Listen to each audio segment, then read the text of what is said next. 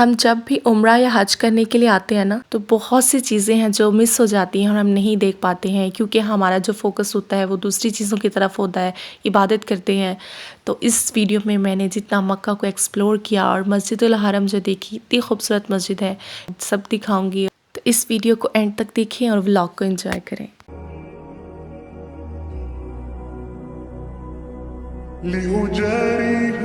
قلدت ظاهر ما فيهم فبدوت شخصا آخر كي أتفاخر وظننت أنا أني بذلك حرت غنى فوجدت أني خاسر فتلك مظاهر لا لا لا نحتاج الآن كي نزداد جمالا جوهرنا هنا في القلب تلالا لا نرضي الناس. Saya rasa lebih ya Ustaz. Sahibi la tahzan inna Allaha ma'ana. इतनी खूबसूरत सुबह होती है मक्का की, मदीना की, कि आप यकीन करें आपका दिल जो है ना इसी में खुश हो रहा होता है। खैर, ये हमारा दूसरा दिन है, तो सबसे पहले मैं आपको लेकर चलूँगी बर्थ प्लेस ऑफ मोहम्मद सल्लल्लाहु अलैहि वसल्लम। हज़रत मोहम्मद सल्लल्लाहु अलैहि वसल्लम की जाए पैदाइश जब हम सही करते हैं ना, तो उसी जगह से ही हम बर्थ प्लेस की तरफ जा सकते हैं। अच्छा, फ़र्स्ट टाइम जब मैं आई थी ना, तो तकरीबन मैंने सब कुछ देख लिया हुआ था। मैंने कुछ भी नहीं छोड़ा। मुझे बहुत शौक़ था कि मैं मस्जिद को एक्सप्लोर करूँ, मैं इसकी हर चीज़ देखूँ। तो इस बार भी बहुत सी चेंजिंग्स थी। मस्जिद एक्सपेंड हुई थी। जब मैं लास्ट टाइम आई थी तो वो मस्जिद एक्सपेंड हो रही थी, मतलब कि बन रही थी। तो मैंने सोचा था कि मैं नेक्स्ट टाइम जब आऊँगी तो इसको ज़रूर देखूँगी। तो अल्हम्दुलिल्लाह वो मस्जिद मैंने देखी, जो कि माशाल्लाह से बहुत हसीन है। इस वीडियो में मैंने वो भी दिखाई, आप इस वीडियो को एंड तक देखें। बाब अब्दुल्ला की तरफ से जाके वो मस्जिद आती है। तो खैर, अभी हम हजूर पाक की जाए पैदाइश की तरफ जा रहे हैं। यहाँ जाते वक्त आपको हमाम भी नज़र आएंगे कि अगर किसी को बाथ लेना है तो वो जा सकते हैं। भी जाए ना बर्थ प्लेस की तरफ तो शाम के वक्त जाएं, बहुत ही खूबसूरत नज़ारा होता है। एक तो पहाड़ी का, ऊपर से मक्का टावर, क्लॉक टावर नज़र आ रहा होता है। तो ये जो बिल्डिंग है ना येलो कलर की, ये है बर्थ प्लेस ऑफ मोहम्मद सल्लल्लाहु अलैहि वसल्लम, हजूर पाक सल्लल्लाहु अलैहि वसल्लम की जाए पैदाइश, जो कि अब इन्होंने लाइब्रेरी बना दिया है। हमारे लिए तो ये बहुत बड़ी बात है कि हम यहाँ से गुज़रें। मतलब हमारी क्या औकात हो सकती है, मतलब हम सोच भी नहीं सकते कि हमारी क्या औकात हो सकती है। लेकिन अल्लाह का शुक्र है कि अल्लाह ताला ने हमें बुलाया। मैं भी आप सबको ये कहूँगी कि आप सब पैसे जोड़ के ज़रूर आएँ। अगर आपकी इस्तात नहीं है तो आप अल्लाह ताला से दुआ करें, अल्लाह ताला आपकी दुआओं को कबूल व मंजूर फरमाएगा। ज़ियारतें करने के लिए जो सबसे अच्छा टाइम होता है वो सुबह का टाइम होता है। मोस्टली बसेस भी मक्का में, मदीना में वो फजर के बाद से ही जाती हैं और फिर ज़ोहर से पहले वो हमें मस्जिद के पास से उतार देती हैं। अब मैं कौन कौन सी ज़ियारतों पे जा रही हूँ, मैं आप सबको साथ लेकर चलूँगी। तो ये जो रास्ते हैं ना वो बड़े ही खूबसूरत होते हैं। बड़े बड़े होटल्स होते हैं, लग्जरी चीज़ें आपको देखने को मिलती हैं, क्योंकि सऊदी अरबिया, आप जैसे ही नाम सुनते हो आपको लग्जरी फील आती है। लेकिन हमारे नबी की ज़िंदगी देखें तो कितनी सादा थी और एक मिसाली ज़िंदगी है। मतलब अगर वो चाहते तो उनकी ज़िंदगी कितनी आला हो सकती थी अल्लाह के हुक्म से। लेकिन उन्होंने सादा रहना ही पसंद किया और दुनिया की चीज़ों को ज़्यादा अहमियत ना दी। तो जी, हम पहुंच चुके हैं अपनी सेकंड ज़ियारत पे, जो कि है गारे सौर। गारे सौर का वाक़या तो आप सबको ही पता होगा कि हमारे हजूर पाक सल्लल्लाहु अलैहि वसल्लम ने मदीना हिजरत करते वक्त हज़रत अबू बकर सिद्दीक़ के साथ यहाँ 3 दिन 3 रातें क़याम की थी, क्योंकि कुफ़ार उनको ढूंढ रहे थे, तो वो यहाँ पे बैठे थे। अच्छा, गारे सौर और गारे हिरा पर जाने के लिए आपको 3 से 4 घंटे तो चाहिए होंगे, तो ही आप ऊपर जा सकते हो। इसलिए हमने दूर से देख लिया। जस्ट आपको अलग से एक दिन आना पड़ेगा तो ही आप ऊपर जा पाओगे, वरना फिर आप ज़्यादा ज़ियारतें नहीं कर पाओगे। तो जी, ये है तीसरी ज़ियारत जबल रहमत। जबल रहमत के बारे में अगर आप नहीं जानते तो मैं आपको थोड़ा सा ब्रीफ कर देती हूँ। जबल रहमत वो जबल है, वो पहाड़ है जहाँ हज़रत आदम अलैहिस्सलाम की तौबा कबूल हुई थी और उनका फिर से मिलाप हुआ था बीबी हवा से। वो फिर से यूनाइट हुए थे यहाँ। अच्छा, ये जो पिलर आपको नज़र आ रहा है ना, ये तुर्की वालों ने लगाया है। और लोग पता है क्या करते हैं, यहाँ इसके सामने खड़े होकर दुआएं मांगना, मन्नतें, गले लगाना, चूमना, ये कुछ करते रहते हैं। ये मत किया करें, ये शिर्क है। पहाड़ी के ऊपर नाम लिख रहे होते हैं, जैसे पहाड़ी ने देगी। भाई, ये जगह किसकी है? ये जगह अल्लाह की है। आप अल्लाह से मांगे, अल्लाह आपको देगा। जब बता रहे हैं वहाँ के लोग कि ये तुर्की वाले लगा के गए थे और इसके ऊपर पोस्टर भी है जिसके ऊपर लिखा हुआ है कि इसको चूमना, गले लगाना, इसके आगे नफल नहीं पढ़ना, ये बिदअत है, लेकिन लोग फिर वही कुछ कर रहे होते हैं। तो खैर हमने फिर यहाँ पे खड़े होकर सिर्फ दुआ मांगी किबला रुख होकर।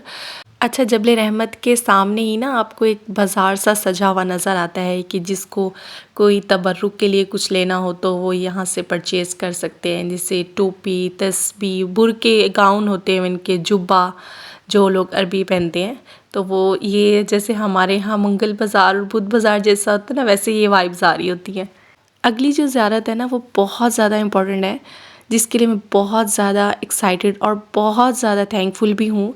वो है अराफात, क्योंकि हज के लिए हम अराफात आते हैं और मैं हमेशा ये सोचती थी कि मैं उम्रे पर जा रही हूँ तो मैं सब कैसे देखूँगी, और मैं एक्चुअली एडोर कर रही थी क्योंकि यहाँ सब कुछ बहुत प्यारा था। ये अराफात का मैदान है और ये हम मस्जिद निमरा के पास खड़े हैं। मस्जिद निमरा के बारे में तो आप सब जानते होंगे कि यहाँ पे हज का खुतबा होता है और ये सिर्फ हज के दिनों में ही खुलती है। तो यहाँ पे कुछ पार्ट ओपन था मस्जिद का, तो हमने वहाँ पे बैठ के कुछ नफल पढ़ लिया और बहुत सारी दुआएं मांगी। This is a very nice technique कि कैसे धूप में ये बहुत अच्छा लग रहा था, वॉट एवर फ़ैन या कुछ इस तरह का मैदान अराफात में आपको नज़र आ रहा था और बहुत प्यारा लग रहा था। हमारी अगली जो ज़ियारत है वो है मुज़दलिफ़ा और मिना के कैंप्स, वही सेम रुकन जो हज के लिए भी यूज़ होते हैं। और सच में जब आप एक चीज़ विटनेस करते हो ना तो आपके दिल में और भी बढ़ जाता है कि मैं इस बार उम्रे के लिए आया हूँ तो मैं अगली बार हज पे आऊँगी, क्योंकि आप उसके प्लेसमेंट और सब कुछ देख के जा रहे होते हो। तो मेरे साथ भी कुछ यही सीन था। मतलब मीना के कैंप्स आर सो फैसिनेटिंग। आप जो पिक्चर्स में देखते हो और रियल में देखोगे तो they are more I attracted, इसलिए आपका दिल बहुत करता है कि आप अगली दफ़ा हज पे आओ इंशाल्लाह। तो यह ज़ियारतें देखकर मैं बहुत ज़्यादा इमोशनल हो गई थी और बहुत सारी देर में इस मीना के कैंप्स को ही देखती रही। इसके बाद हमने जमरात वाली जगह देखी कि जहाँ पे शैतान को कंकरियाँ मारी जाती हैं हज के दौरान। ये हम सिर्फ दूर से ही देख पाए थे क्योंकि ये आम दिनों में नहीं ओपन होती। हमारी जो आखिरी ज़ियारत थी वो थी गारे हीरा, और मेरी दिली ख्वाहिश थी कि मैंने गारे हीरा पर ज़रूर चढ़ना है। तो हम जिस ज़ियारत बस पर बैठे हुए थे वहाँ से हम उतर गए और हमने गारे हीरा की पहाड़ी चढ़ना शुरू कर दी। अब किस तरह का रास्ता है, कितना टाइम लगता है, कैसे हम पहुँचे गारे हीरा के लिए, उसके लिए मैं अलग एक वीडियो बनाऊँगी। तो मक्का की मोस्टली ज़ियारत तो मैंने आपको करवा दी, और जो लोग मेरी वीडियो देख रहे हैं ना और वो उम्रे पर आ चुके हैं तो उनको अपने उम्रे की जर्नी तो ज़रूर याद आ रही होगी, और अगर ऐसा है तो मुझे कमेंट में ज़रूर बताइएगा। तो अब हम जा रहे हैं मस्जिद अल हरम की तरफ।